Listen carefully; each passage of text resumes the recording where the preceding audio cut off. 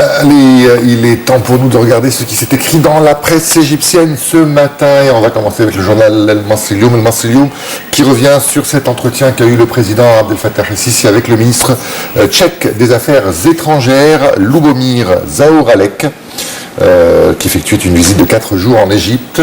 Et il va continuer dans le sultanat d'Oman après. Son voyage de ce ministre tchèque donc vise à approfondir les relations entre l'Égypte et la République tchèque. Les deux hommes ont parlé notamment du développement de coopération économique, mais également de la situation sécuritaire dans la région et d'une grande exposition sur l'Égypte qui sera préparée d'ici 2 ans dans le cadre du 60e anniversaire de l'Institut d'égyptologie tchèque. Le ministre tchèque a assuré que la sécurité et la stabilité de la région du Moyen-Orient dépendaient de celle de l'Égypte, indiquant que son pays était parmi les quelques pays de l'Union européenne qui n'avaient pas réduit leur importation d'équipements militaires à l'armée égyptienne. Sur les grands projets en Égypte, M. Zaoralek a souligné que son pays s'intéressait au projet de développement du canal de Suez et de la région est du port de Port Saïd, indiquant que les entreprises tchèques voulaient obtenir des renseignements détaillés sur les conditions d'investissement dans les zones franches. Allez, on va continuer avec un autre journal. Il s'agit du journal El Choulour, dans lequel on apprend que, avant de rencontrer le président Abdel Fattah el-Sisi, M. Zaoralek a rencontré son homologue égyptien, chef de la diplomatie, Sameh Chokri. Les deux hommes ont souligné la profondeur des relations historiques entre les deux pays. Et M. Chokri a décrit la République tchèque comme un pays ami. Ses relations politiques et économiques avec l'Égypte sont croissantes. Monsieur Chokri a examiné avec lui les relations bilatérales sur tous les niveaux, ainsi que les questions régionales. Les deux ministres ont également parlé des moyens de renforcer la coopération et les relations entre l'Égypte et la République tchèque dans tous les domaines et dans l'intérêt commun des questions régionales et internationales. Un retour avec le journal Al-Massilioum, mais toujours des nouvelles concernant le ministre des Affaires étrangères, Sameh Chokri, qui est parti pour Rome à la tête d'une délégation égyptienne qui va participer à une réunion de la coalition internationale contre le groupe terroriste Daesh. Le ministre égyptien se rendra ensuite à Londres, au Royaume-Uni, pour une conférence sur la Syrie. On va s'intéresser à présent au journal El-Watan. Le Premier ministre Chérif Ismaïl a tenu hier une réunion d'urgence avec les ministres de l'Intérieur, de l'Électricité, de l'Habitat, de l'Irrigation, des Transports et du Développement urbain, ainsi qu'un représentant du ministère de la Défense.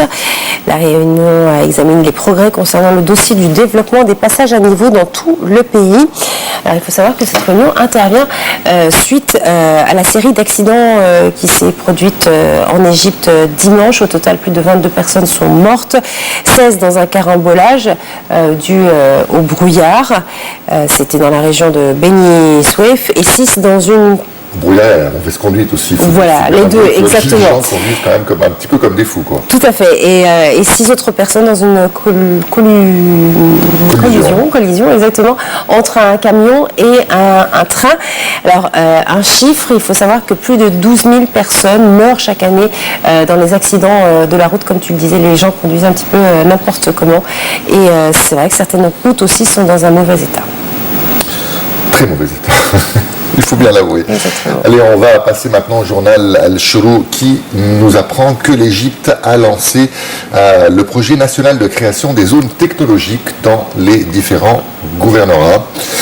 Au cours du Conseil des ministres, le gouvernement a approuvé la fondation d'une société égyptienne par action qui sera chargée de la construction des zones technologiques.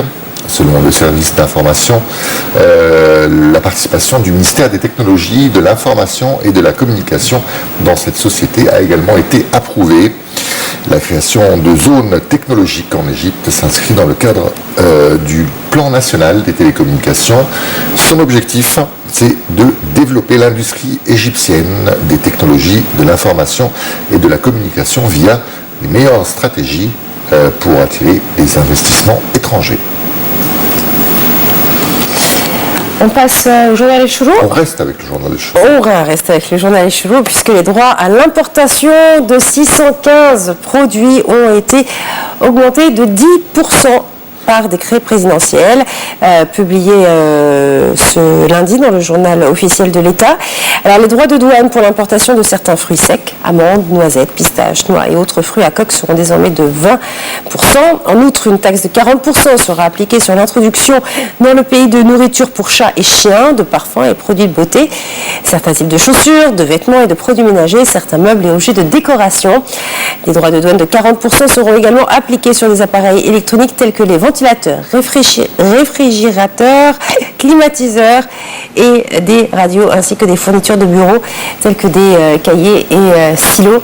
En fait, ils ont taxé un petit peu, on va dire, les produits, pas de luxe, mais voilà, les produits dont on n'a pas spécialement besoin. Enfin, ça dépend des classes sociales, mais voilà, certains produits ont connu une hausse plus que d'autres. Donc, oui, alors on dit que c'est pour développer les produits égyptiens.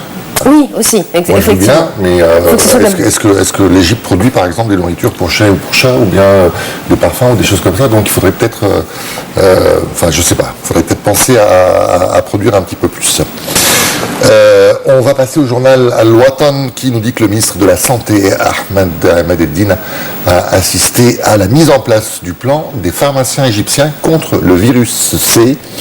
D'autre part, le sous-secrétaire du ministère de la Santé pour la médecine préventive, le Dr Amr Kandil, a affirmé que l'Égypte n'avait enregistré aucun cas du virus Zika jusqu'à maintenant. Le ministère de la Santé prend toutes les mesures nécessaires pour suivre le trajet de transmission du virus à l'échelle mondiale, c'est ce qu'il a dit. Les mesures de quarantaine sont imposées sur toutes les voies qui mènent à l'Égypte.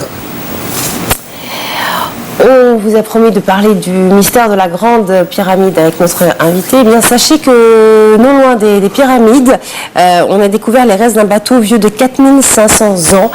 C'est ce que nous apprend le journal allemand Silium. Alors, les restes relativement bien conservés d'un bateau de 18 mètres vieux de quelques 4500 ans ont été mis à jour dans la nécropole des pyramides d'Abou Sir près du Caire, a annoncé hier l'équipe d'archéologues tchèques à l'origine de cette découverte remarquable.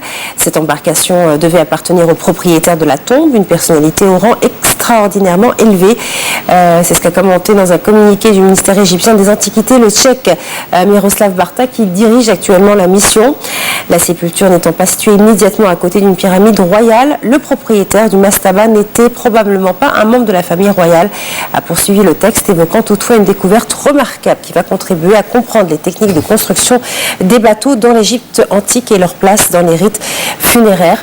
Il faut savoir qu'il y a plein de pyramides en fait, de la région du plateau de Gizeh jusqu'à Abou Sir.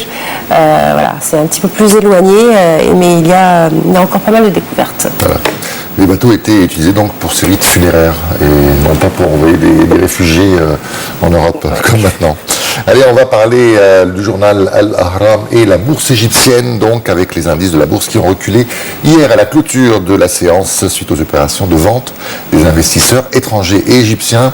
Le capital du marché a perdu environ 2,7 milliards de livres au cours des transactions qui ont atteint 1,15 milliard de livres égyptiennes. L'indice EGX 30 a chuté de 1,43%, et une chute qui touche également l'indice EGX 100 qui a chuté lui de 1,12%.